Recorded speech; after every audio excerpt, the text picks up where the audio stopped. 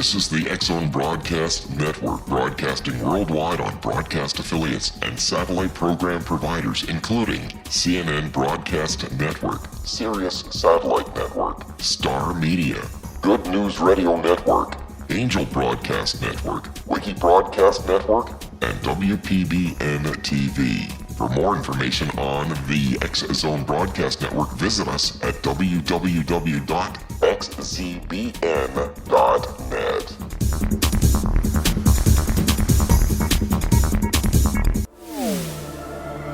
The X-Zone Radio Show with Rob McConnell is largely an opinion talk show. All opinions, comments, or statements of fact expressed by Rob McConnell's guests are strictly their own and are not to be construed as those of the X-Zone Radio Show or endorsed in any manner by Rob McConnell, Relmar McConnell Media Company, the X-Zone Broadcast Network, its affiliated networks, stations, employees, or advertisers.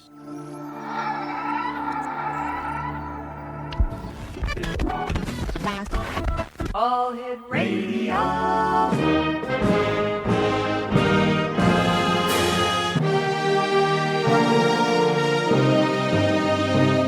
Welcome to the X-Zone, a place where fact is fiction and fiction is reality. Now, here's your host, Rob McConnell.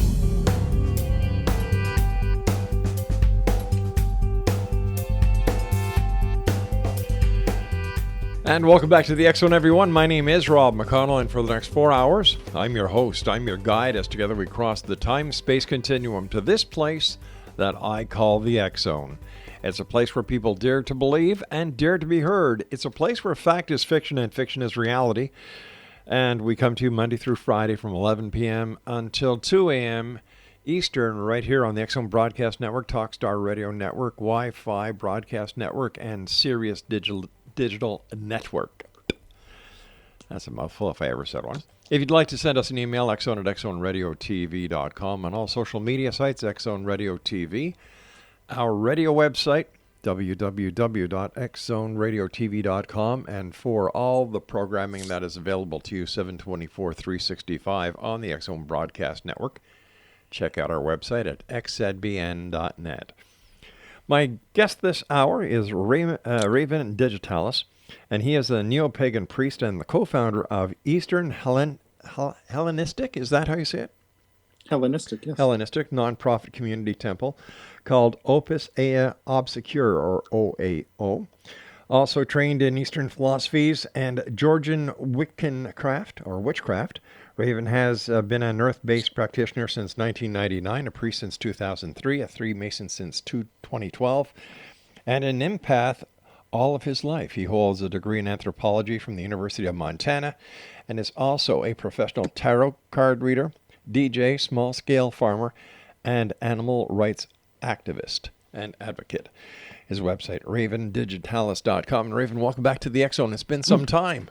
Yeah, I don't think I've talked with you in 10 years since my first book, Goth Craft, came out. Oh my gosh, that was a long time ago. 9 or 10 years ago. Yeah. And that book is officially out of print as of last month now, so it's wow. This new one rolling out. Listen, I have to ask you, what is Eastern Hellenistic? So at the OAO temple that I've helped co-operate for 13 years now, our approach is one that really values the mystical and esoteric systems of the East and the West. So we do a lot of blending of the two. So we celebrate a lot of Neopagan holidays from a number of traditions, as well as Hindu festivals specifically, and we observe them in the most traditional manner that we're able to. And so Eastern Hellenistic is a term that takes the approach of Alexander the Great in terms of Hellenism in a positive way, because he saw the value of many different religions and cultures and their similarities, and encouraged people to get along religiously. And we extend that to the East as well, to the Eastern paths. So Eastern Hellenism is a word for our multicultural approach, our global approach, I should say. It seems that paganism is becoming more and more popular these days. Can you explain why? Yeah. Paganism is all about the earth. It's all earth-based. And there's so many different types of paganism. So it's a very versatile system. I think that a lot of superstition around the world is being done away with from old religious and cultural superstitions. People don't want to always be on edge that they're going to encounter eternal damnation if they do the wrong thing or say the wrong thing. People want more freedom, more spiritual freedom. And paganism allows for that. And there's just so many different styles and branches and approaches to paganism. You'll find people that, you might find hippies that just celebrate the equinox and might consider themselves pagan. You might find people who are even more monastic in their approach and very dedicated and devoted and consider themselves pagan of one variety or another. So it's a very versatile system that has room for everybody in it. It's very inclusive. Paganism in general doesn't say you can't be one of us. It says we're all pagan deep inside. We're all connected to the earth deep inside. All right, stand by, Raven. You and I have to take our first break. Exonation Raven, Digitalis is our special guest. When we come back, we're going to be talking to Raven about his new book, Esoteric Empathy, a magical and mystical guide to emotional sensitivity. And if you'd like to find out more about Raven and the work that he does, his website is www.ravendigitalis.com. This is the X Zone. I am Rob McConnell. Raven and I return after this break. Don't go away.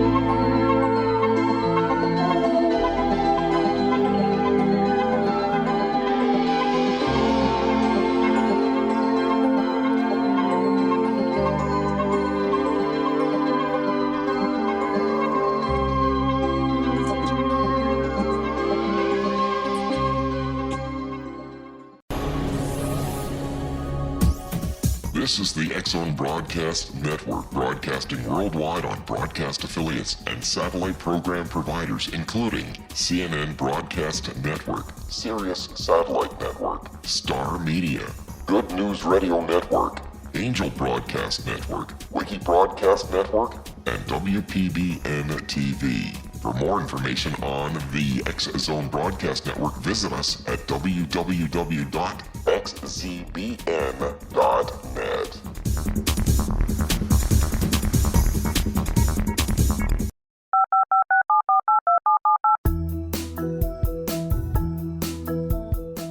Did you know that when you're on the road with limited data or Wi-Fi, you can still listen to the X-Zone Radio Show with Rob McConnell, The Science of Magic with Gwilda Wiyaka, X-1, Dimension X, Space Patrol, and every minute of the X-Zone Broadcast Network by calling 213-401-0080, courtesy of Audio Now. No smartphone, app, or internet needed. It saves your data plan and it's free if you have unlimited minutes.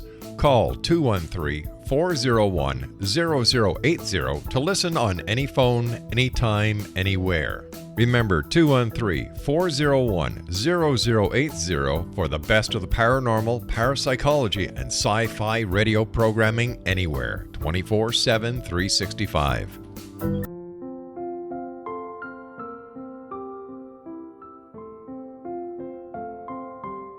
I am Dr. Carl O'Helvey, founder, president of a new cancer foundation focusing on evidence-based physical, mental, and spiritual interventions, including natural cancer cures, prayer, meditation, affirmations, nutrition, and other related holistic cancer prevention and cure modalities. These are used in cancer education, research, and financing care. I ask for your help to continue this important work by donating at www.holisticcancerfoundation.com.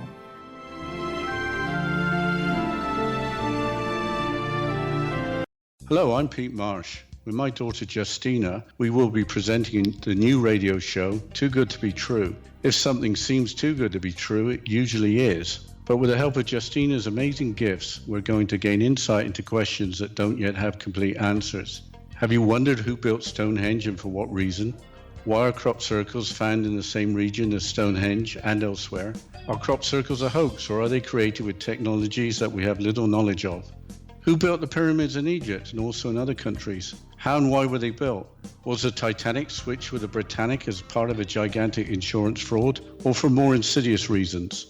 What caused the Tunguska event when trees were flattened over an 800 square mile area in Siberia? Will the new insights be too good to be true? Well, that will depend on what you are prepared to believe. Please join us as we start on this journey together. For more information on Too Good to Be True, visit www.xzbn.net. Little children aren't the only ones afraid of the dark. Millions of soldiers return from war zones with PTSD, anger, frustration, fear, and loneliness, much of which surfaces during the darkness of the night. You have the chance to change the lives of these American heroes. Songs and Stories for Soldiers.us provides free MP3 players for these men and women. With a list of 3 million songs in 16 different styles, 100,000 audiobooks, and 30,000 old-time radio programs, every veteran can find something to soothe and comfort them at no cost.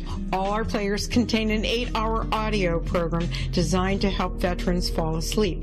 With 1,500 plus vets now participating, it's our goal to deliver 10,000 audio players this year. Go to our website at songsandstoriesforsoldiers.us. Help us help a veteran make it through the night.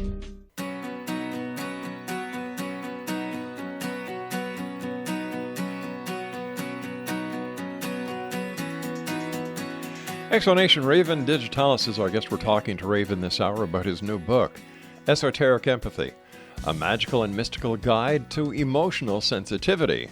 And his website is www.ravendigitalis.com. Raven, tell us about your new book, and congratulations. Oh, thank you. Well, my book is, I think, my most important one to date, and Esoteric Empathy is my 4th book. It took about 6 years to write and really formulate, I think, with all sorts of art in many, whatever kind of art one is channeling. It's something that comes to a person that is received like a frequency that needs to come down and take a manifested form. So with this book, I was sure not to rush it. I feel like with my spell book, my 3rd book, I really rushed that because I just wanted to see it come to life. But with this one, I just took a slow and steady wins the race approach. And empathy is a subject that needs as much attention as it can get. The world needs empathy desperately, as much as it can get. And so I just let this frequency of this project come to me as it wished. And I would conduct that through myself and create the book and the text based on how it presented itself to me. So what does esoteric empathy mean? So esoteric is a term that means mystical, basically, or only available to a select few, to those who wish to look a little deeper. So I think mystical is probably the best synonym for esoteric, I would say. And then empathy, of course, is the way that we connect with each other and connect with animals, with the earth. It's the emotional reflection that we feel from one another. So if you are talking with somebody, you want to relate to them. That's empathy. You want to feel somebody's joy if they're feeling joy, and that's empathy. And it's something that everybody has. So, esoteric empathy is taking the normal human empathic experience to the next level, looking at the mystical dimensions of it and seeing what we can do emotionally for our own healing and to also help heal others. Who is this book written for, Raven? I would say that the book is written for empaths, people who identify as empaths, as people who have their emotional receptors turned on high and who experience other people's emotions as if they are one's own. It's written for people who are more mystically inclined and metaphysically inclined and who have very open minds and open hearts and want to learn about emotions and what they mean, what they are, and why they are, and how they can be utilized positively. I actually heard some feedback last week from a reader who picked up the book. I was giving a tarot reading to her, and she said, I picked up your book, last month, and I thought it was going to be like an intellectual analysis of what empathy is. And she said, but I found myself at home realizing that I'm an empath, and this whole time I've been absorbing all these emotions from external sources and confusing them as my own and not drawing proper boundaries and all these things. So that was really good to hear, that it could speak to people and be a bit of a surprise. How can anyone listening to us tonight, Raven, decide whether or not they are in fact an empath? Well, I think the best way to determine if a person is an empath is to really self-examine and see to what extent one absorbs emotions from others.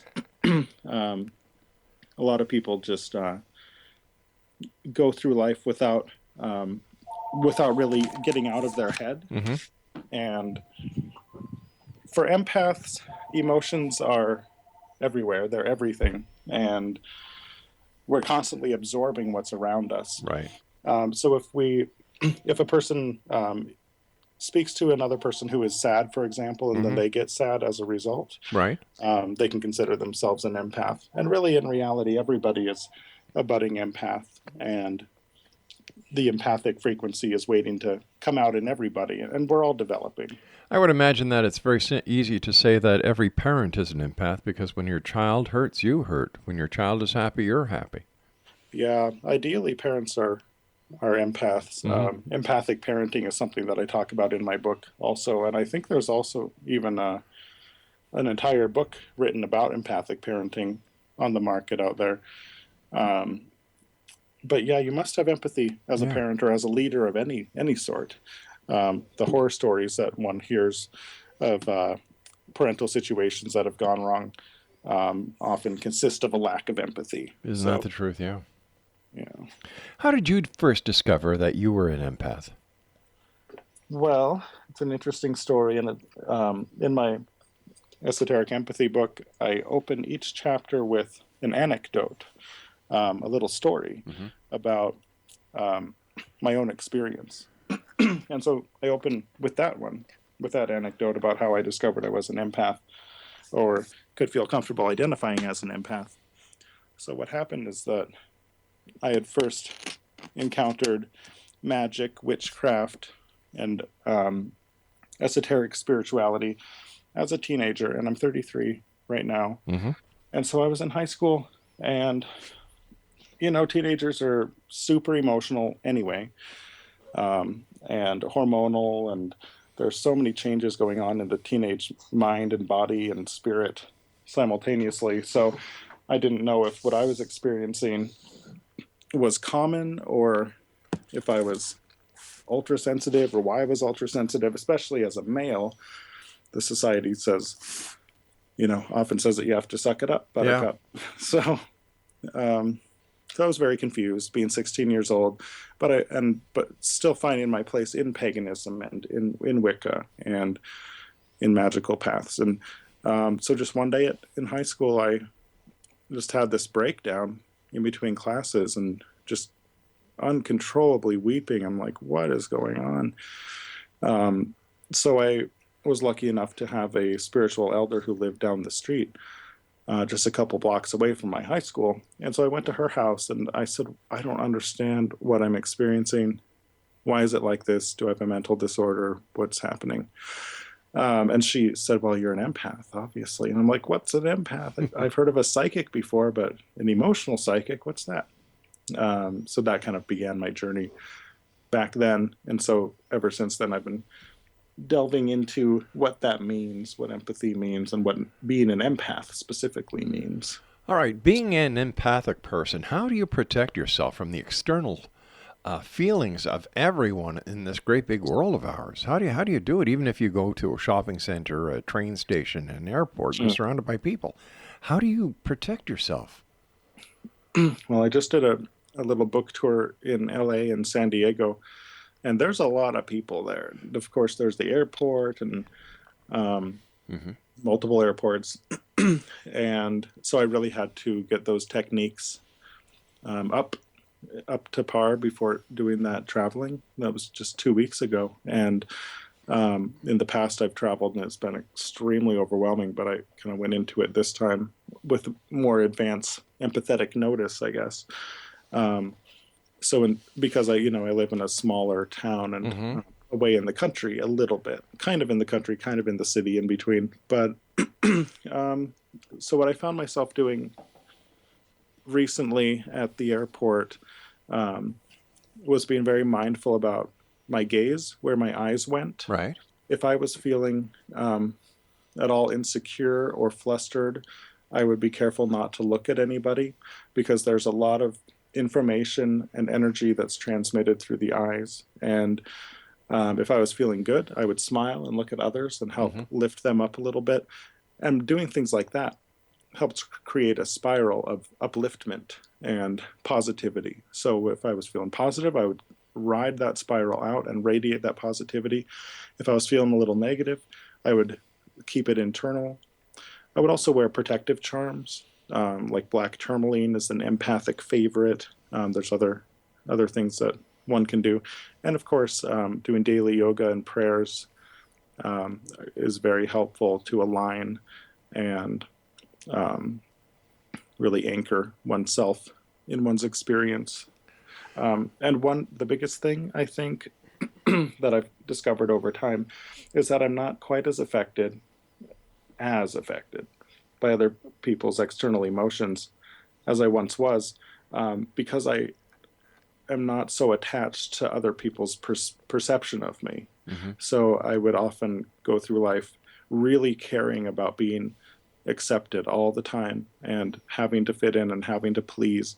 And at this point, I'm more like, well, I'll be myself and encourage others to be themselves, and I hope it all works out well, but there's not as much attachment there, so that helps empathically.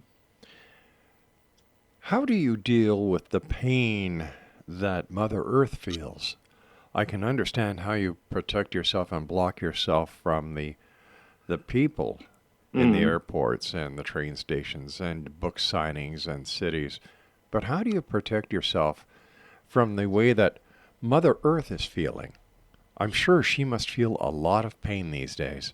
Oh, yeah. A lot of pain. That's a tricky one. I feel that the ancestors are connected to Mother Earth. So whenever I or my priestess or folks in my group work with Mother Earth energy, we always simultaneously work with the ancestors, because we believe those spirits are keepers of Mother Earth in many ways, especially the native ancestors. And then also local spirits are connected to Mother Nature very intricately. So the elemental spirits, tree spirits, water spirits, and of course the animals. We try to communicate with them and send positivity as much as possible.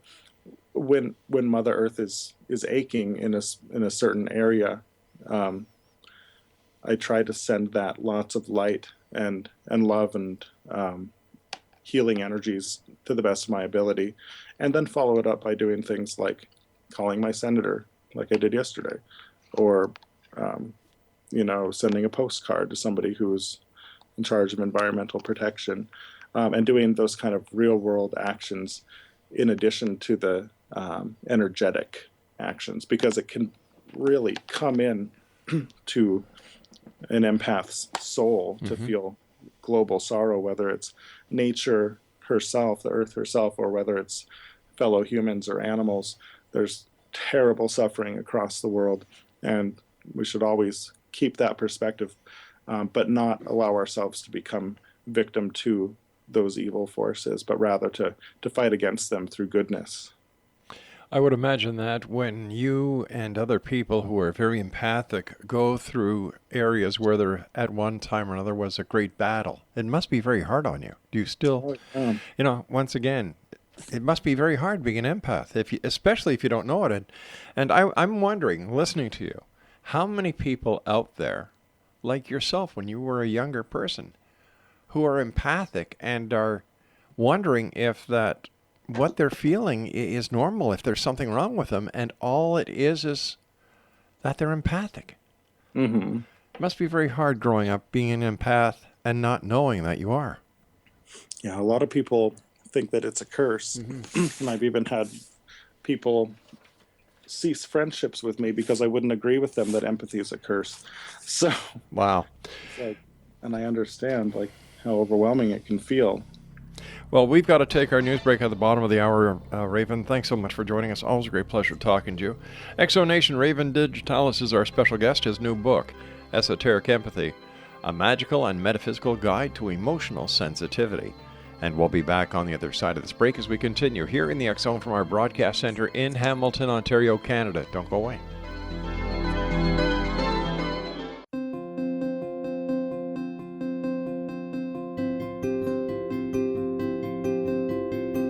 Dreams are our personal gateways into infinite wisdom. Don't miss shamanic counselor and indigenously trained dream decoder Sandra Corcoran's inspiring book, Shamanic Awakening Between the Dark and the Daylight.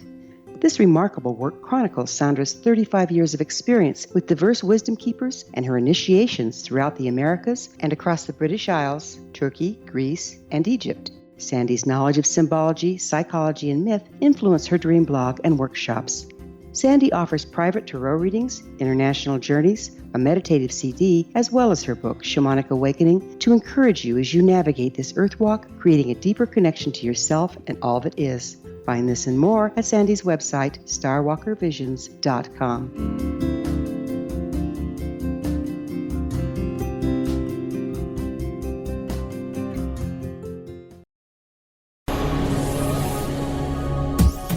This is the X Zone Broadcast Network, broadcasting worldwide on broadcast affiliates and satellite program providers, including CNN Broadcast Network, Sirius Satellite Network, Star Media, Good News Radio Network, Angel Broadcast Network, Wiki Broadcast Network, and WPBN TV. For more information on the X Zone Broadcast Network, visit us at www.xzbn.net.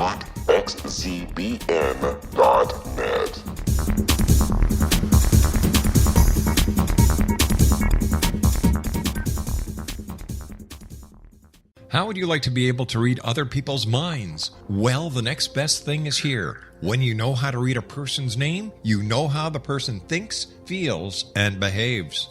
Each letter in our name holds a key to unlock our true essence. Our name contains both our gifts and challenges in this lifetime. Mnemology science discovers personality secrets hidden in the placement of the letters of our names, including the first and last impression people remember about us. Sharon shows us how to interpret the arrangement of letters as outlined in her book, Know the Name, Know the Person. Sharon Lynn Wyeth created mnemology science after 18 years of research and testing her theories, and has supported thousands of people around the world in understanding themselves and others better. You'll enjoy Sharon's unique teachings as she shares her system to learn the gifts behind your given birth name. Even if you don't like your birth name, there are jewels in this book.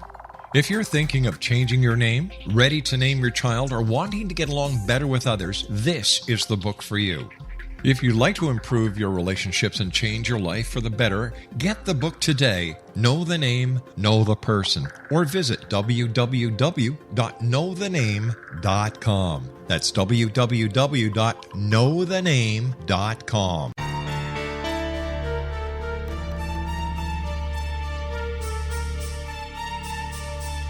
Hello, I'm Justina Marsh, and with my dad Pete, we are going to present a new show called Too Good to Be True. Together, we are aiming to discover more truths about this world and beyond. Do you have unanswered questions about the world? Do you ever wonder about aliens, conspiracy theories, or the universe? There are many shows discussing subjects such as pyramids or UFOs, but we want to relay this information based on our own research, including from spiritual means. Hopefully, listeners will be helped with their own beliefs and will appreciate the psychic insights that add to the previous research and information. We both look forward to sharing this insight and beginning this journey with our listeners. Visit xzbn.net for more information about when to listen.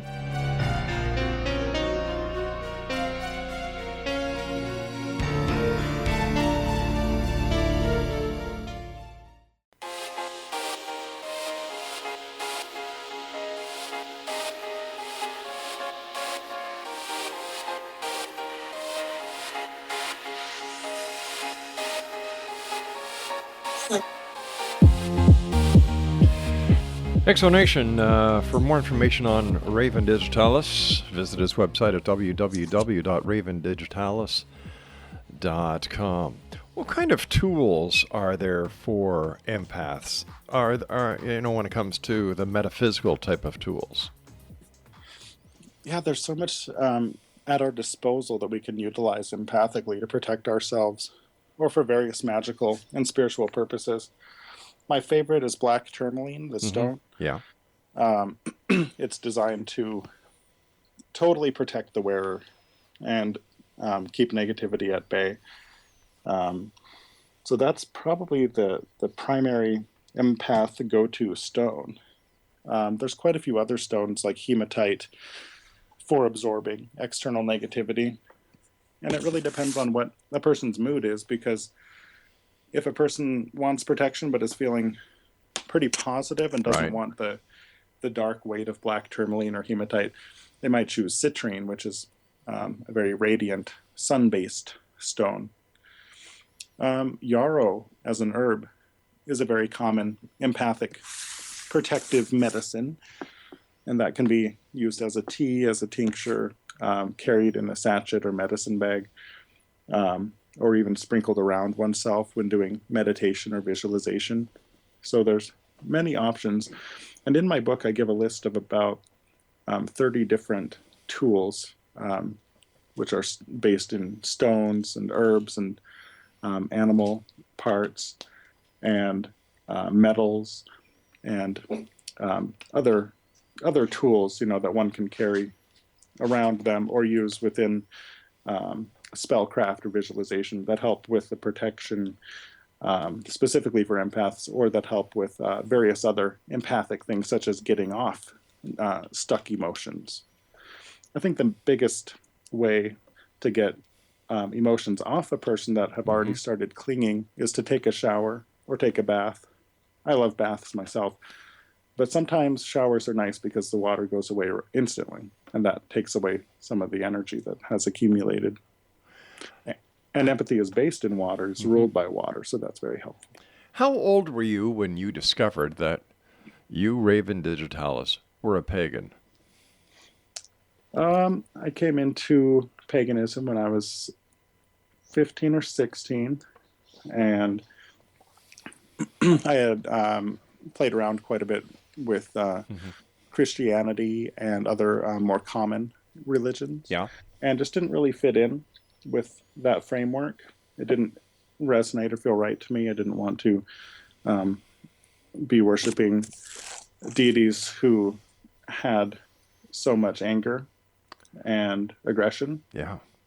It just didn't feel right. And then so I discovered this vast world of paganism that has hundreds of thousands of gods, depending on where you look within it. Are there similarities between paganism and Hinduism? Because I know in Hinduism there are hundreds and thousands of gods as well.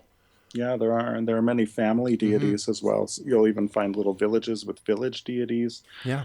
Then the interesting thing, and we love Hinduism around here. We consider ourselves both Hindu and pagan. The interesting thing is that Hinduism is both monotheistic and polytheistic. All of the gods are still reflections of the one Brahman, but they're all individual entities as well. Well, can we say the same thing about Christianity, where there is one God and then demigods like Jesus as well as the 12 apostles? Yeah, I think so. Yeah. And that's part of my approach, is that in essence, we're all talking about the same thing. Exactly. So just different skins, different forms, different traditions. And so I think it's important to follow traditions that ethically align for a person. Well, no matter what we're like on the outside, on the inside, we're all like, we all bleed. We all have a heart. We all have two lungs and everything else. That's right. What was it like growing up in Montana as a young pagan? It was interesting. It still is, continues to be. Montana's actually a gorgeous place, especially western Montana. We are a red state, but I live in Missoula, Montana, which is a very blue, very progressive hub in the giant state of Montana. if you divide the state in half, you'd find a very conservative left side and progressive right side. But people here tend to allow each other to do what they want. They don't get up in each other's business too much. It's kind of like a do as you please kind of mentality. Just as long as you're not hurting anybody, I don't care kind of thing. So, we've got some very conservative neighbors, but they're all very friendly. Because it's like, well, your thing is your thing and my thing's my thing and whatever. Let's just have a drink. So it's a pretty relaxed environment for the most part.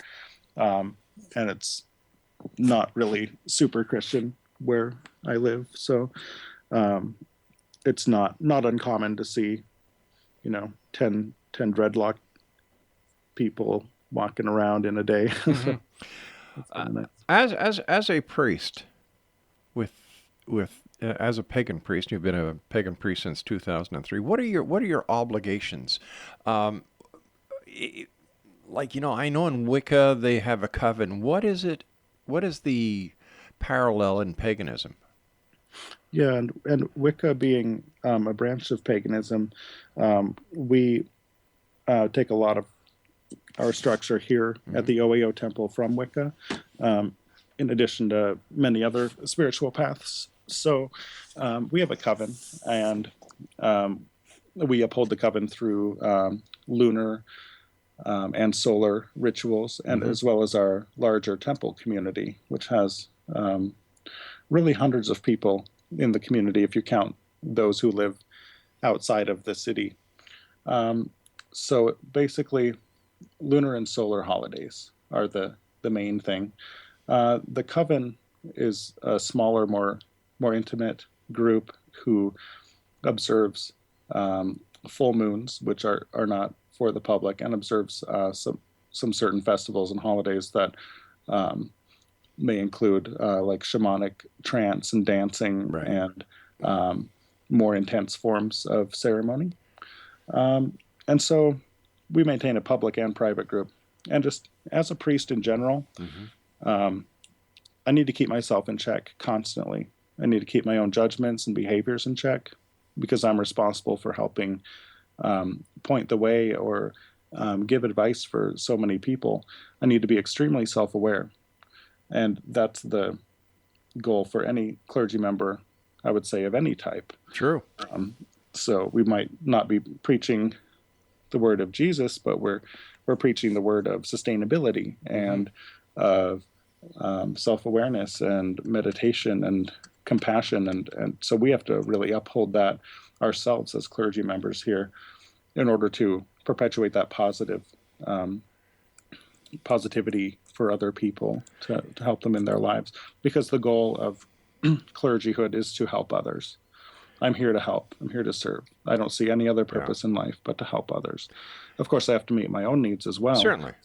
But, gotta help others and educate and put that compassion out there. Is there as much discrimination to to pagans as there was, let's say, 10, 15 years ago?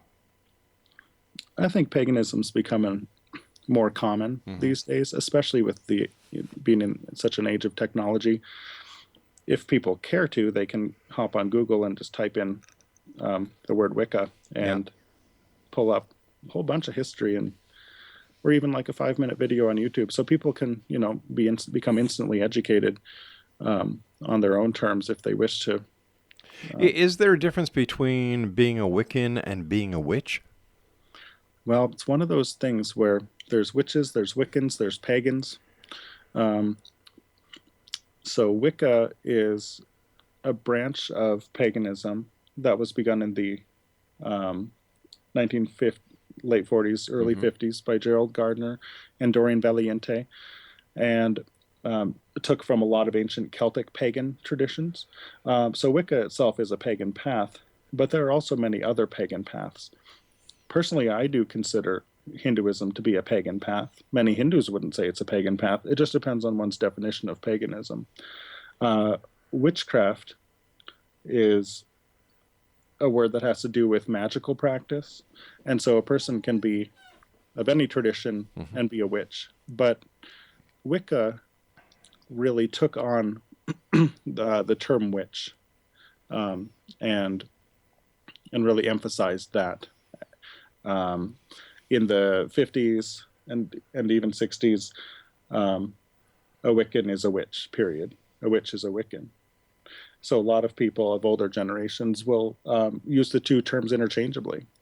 But now we find a lot of people saying, I'm a witch, but I'm not Wiccan. How do you, as a priest and a pagan, tolerate, or how do you see the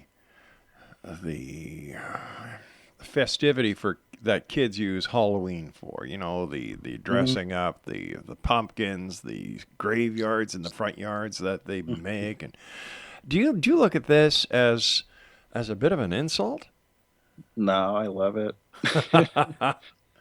Bring it on. Well, the only thing that I find insulting is how much stuff is plastic and made in China and terrible for the earth. Now, that are used as Halloween props and decorations and costumes. I really don't like that because it is polluting.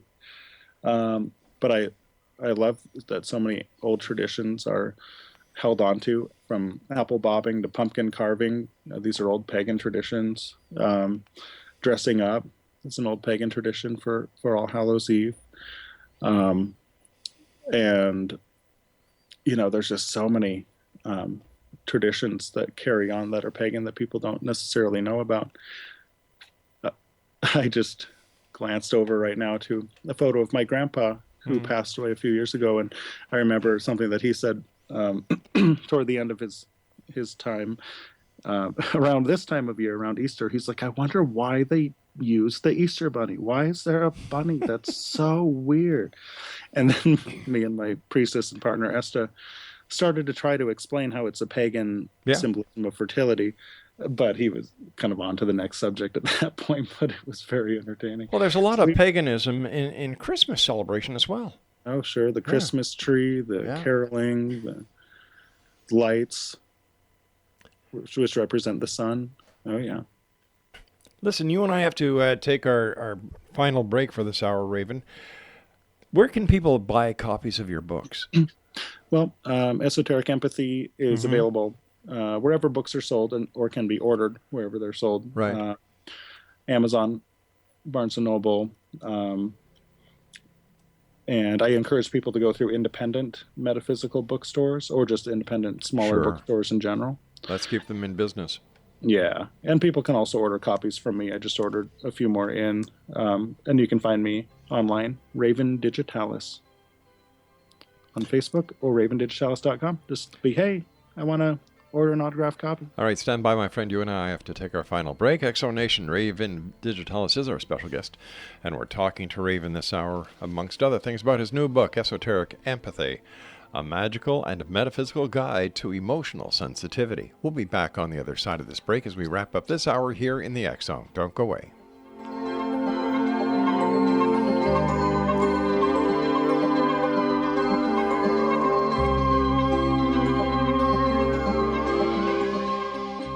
Hi everyone, Rob McConnell here, and I wanted to spend a moment on internet streaming. Everybody has heard about internet streaming, but not many know much about it. Did you know the internet streams just about everything? Movies. From new releases to old classics. TV shows. Almost every show, every episode, and much more. But the question has always been, how do you do it? Well now, thanks to the folks at 123 Ready TV, I have the answer for you. They have developed a simple program app, 123 Ready TV, that you install on your Windows PC, Android smartphone, or Android tablet that can have you streaming like a pro in less than 5 minutes. You truly won't believe how much is available or how easy it is to do until you try. And for a one-time cost of only $19.99, this product is a real winner. To learn more about 123 Ready TV, visit our website at www.xzbn.net.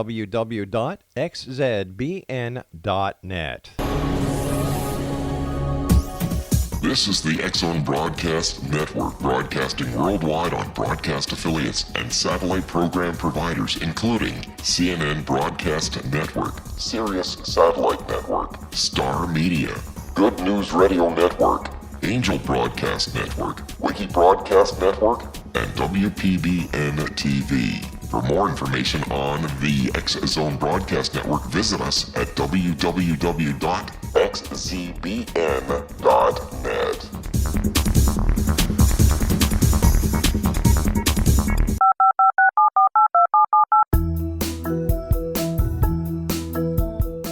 Did you know that when you're on the road with limited data or Wi-Fi, you can still listen to the X Zone Radio Show with Rob McConnell, The Science of Magic with Gwilda Wiyaka, X-1, Dimension X, Space Patrol, and every minute of the X Zone Broadcast Network by calling 213-401-0080, courtesy of Audio Now.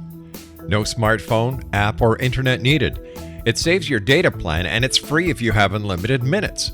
Call 213-401-0080 to listen on any phone, anytime, anywhere. Remember 213-401-0080 for the best of the paranormal, parapsychology, and sci-fi radio programming anywhere, 24/7, 365.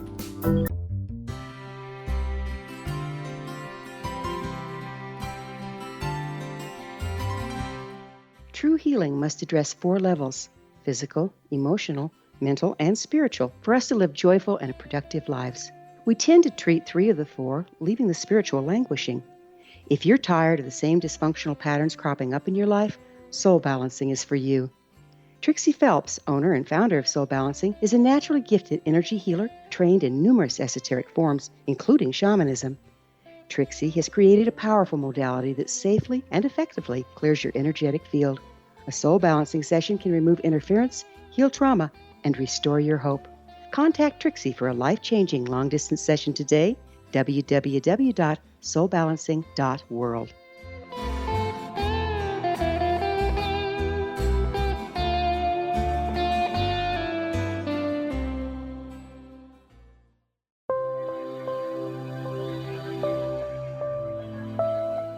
There's a legend shared by many indigenous cultures of a time when the nations were cast to the 4 corners of the world. Each nation was given a body of sacred knowledge that held a different portion of the truth to preserve. True reality could not be known until all the nations reunited, combining the information. If a single one was missing, the world could not be reborn and darkness would prevail. The Science of Magic Radio is dedicated to reuniting the sacred knowledge. With the understanding, none of us has all the answers, but together we can open new perceptions and possibilities. Through our combined vision, the world can be reborn into a place where darkness no longer prevails. Join me, Gwilda Wiyaka, and the Science of Magic daily on the X Zone Broadcast Network, xzbn.net, or visit us at thescienceofmagic.net.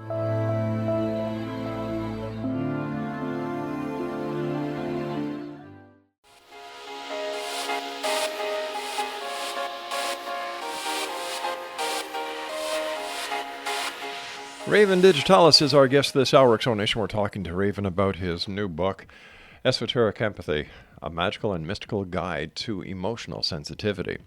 Raven, you are known to be an advocate for animal rights. Why are you so passionate about this cause? I know why I am. I want to hear why you are. Well, some people don't like it when I mention animal rights things on Facebook, especially because it could be... People don't like to be called out on their ethics, and they didn't solicit my opinion, so sometimes people don't like what I have to say. But you know, I'm not a vegetarian. Yep. I was for 8 years, and we prefer to raise our own meat and eggs around here whenever possible, or support local hunting and fishing and local farming whenever possible. I just have always taken issue with factory farming and how animals are treated there, and then in other ways as well, because animals are innocent and they can't speak up for themselves. We have to protect them, and sometimes that making a sacrifice of not eating meat if you can't confirm its source in a restaurant. If you don't know if the animal had a good life, why eat it? Because we don't want to put that energy in our bodies. Sure. We don't want to support those industries. Yeah. Yeah. What are some of your reasons? Well, because I love animals. I have always loved animals. I believe that animals have the same rights as we do. I was the director of communications for the SPCA, and my job that I took very seriously was letting people know how mean humans are towards animals. Right. I spent time with the inspectors or the investigators, went out on calls with them, and saw how people can be so mean. And if a person is mean to an animal, nothing is stopping them from being mean to another person. Right. These animals share this world with us. And unlike a lot of people, I don't put humans at the top of the totem pole. I put animals on the top. Me too. Yeah, and we've got 3 dogs, and we support as many of the animal shelters and causes we can.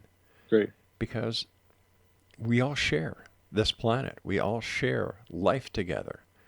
And just because we're supposed to be, I don't see how we are, the caretakers of this planet, because if we are, we should be fired. We're doing a lousy job. So yeah, I love animals, and I go out of my way to do whatever I can to make this a better world for them, because I believe it's what it's part of our charge. Definitely. And there's so many different ways we can make a difference. And it's not just about not eating meat or whatnot, but about supporting the right industries and reporting abuse if we suspect it. Like, I don't see why anybody would wear a seal skin coat after watching videos on the seal hunt. Yeah. Or, how dolphins are tracked in Asia, and how the whale hunts go on. And why do you have to kill a whale when we have so much fossil fuel? It makes no sense to me. Killing a shark for a shark fin soup, my God, get Viagra. It's a lot cheaper and you don't kill anything. Right, exactly. I agree with many of the old ways, but you've got to come into the 21st century.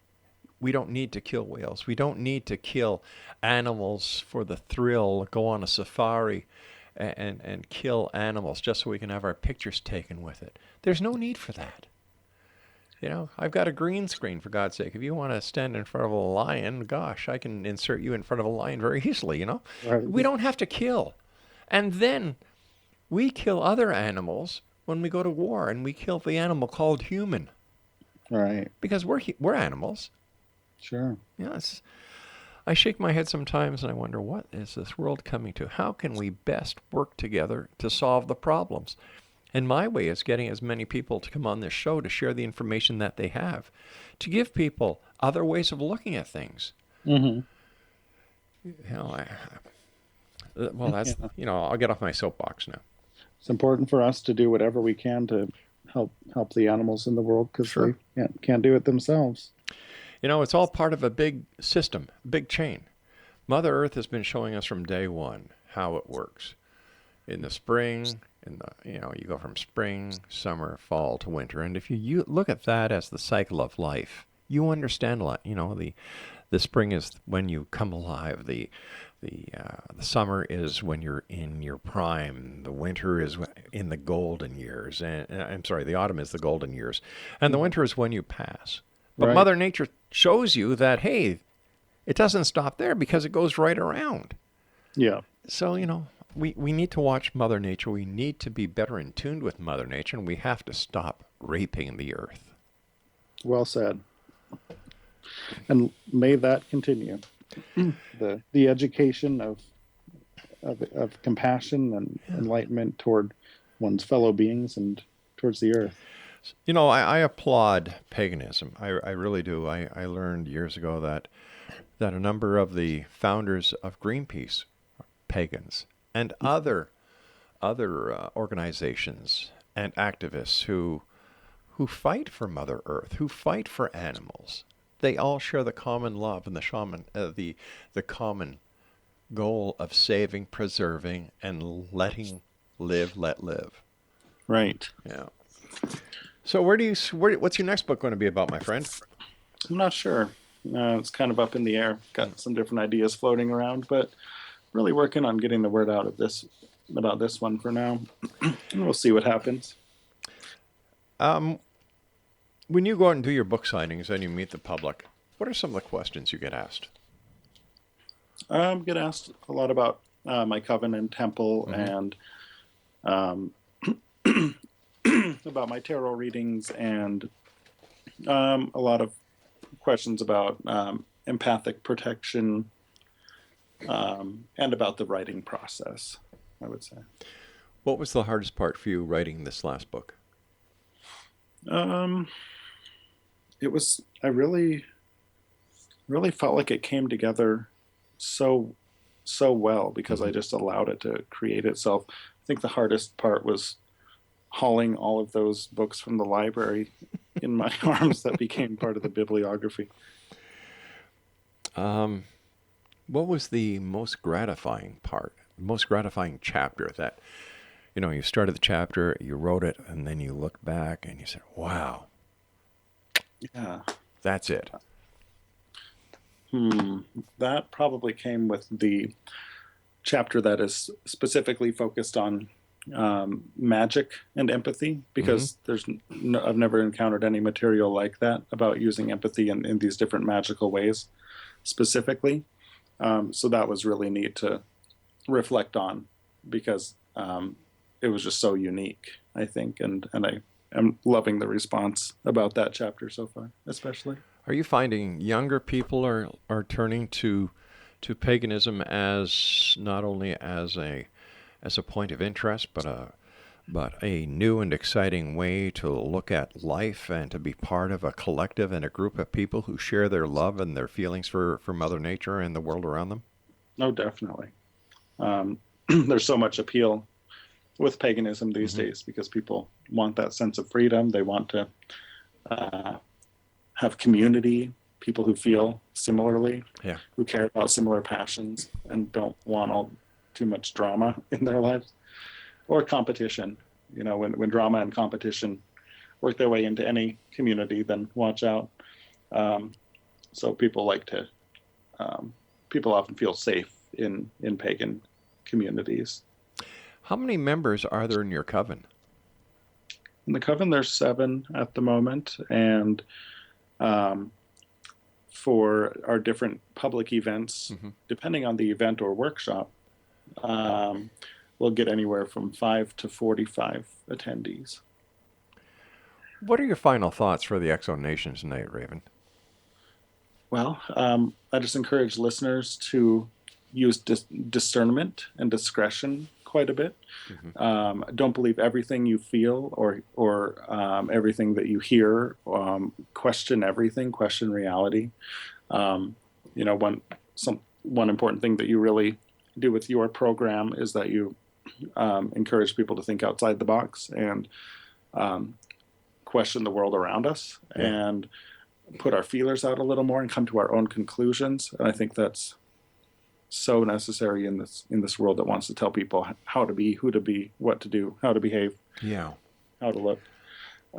Like I was telling somebody the other day, they are staunch Christians, and I said and we were talking why the numbers are falling in the Christian church, and I said that's because people are no longer sheep.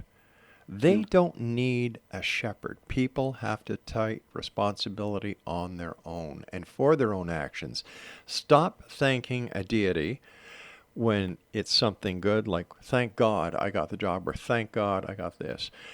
And on the other hand, they can say 3 minutes later, God, why have you done this to me? Why have you let this happen to me? Take responsibility for your own actions. And once that happens, you're on the path to... Right. Can't always blame it on the God or the devil. Of course you can't. And I find that people are using the God and the devil for their own escape clause, which I believe is totally wrong. Raven, it's time for you and I to say so long, my friend. I wish you continued success. Don't be a stranger. Yeah, it's great to chat again. And I hope listeners will reach out to me and say hi. And thanks for all your great work. You're awesome. Thank you, my friend. X-Zone Nation, Raven Digitalis has been our guest. www.ravendigitalis.com. And I'll be back on the other side of this break after the news at 6.5 minutes past the top of the hour as we continue here in the X-Zone from our broadcast center in Hamilton, Ontario, Canada. Don't go away now.